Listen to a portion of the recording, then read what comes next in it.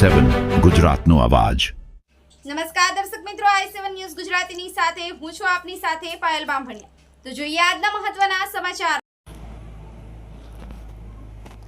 ગોવિંદગુરુ લીંબડી તાલુકાના પેથાપુર ખાતે યોજાયેલી જનકલ્યાણ શિબિરમાં ધારાસભ્ય મહેશભાઈ પુરિયા દ્વારા પીએમજે કાર્ડ વિતરણ કરાયું। જનકલ્યાણ શિબિર દરમિયાન આરોગ્ય વિભાગ દ્વારા વિવિધ આરોગ્ય સેવાઓ અને સરકારી યોજનાઓનો લાભ લોકોને પહોંચાડવામાં આવ્યો હતો।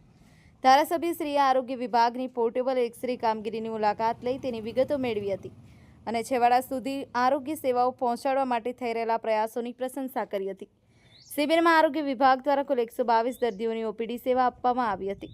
કાર્યક્રમ દરમિયાન નાગરિકોને પ્રધાનમંત્રી જન આરોગ્ય યોજના, માતૃવંદના યોજના, વયવંદના યોજના, નમોશ્રી યોજના સહિતની વિવિધ સરકારી આરોગ્ય યોજનાઓ અંગે વિસ્તૃત માહિતી આપવામાં આવી હતી।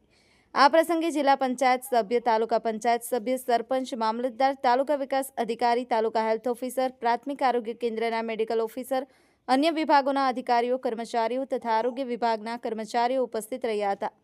જનકલ્યાણ શિબિરમાં મોટી સંખ્યામાં ગ્રામજનોએ હાજરી આપી વિવિધ આરોગ્ય સેવાઓ અને સરકારી યોજનાઓનો લાભ લીધો હતો।